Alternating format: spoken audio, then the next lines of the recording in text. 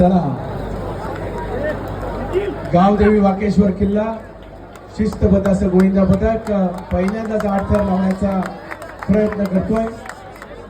यशस्वी होतील अशी प्रार्थना वाकेश्वर महाराजांच्या चरणी सर्व किल्लावासी करतोय. शाबास. 1 2 3 4 5 थर उभे केलेले आहेत.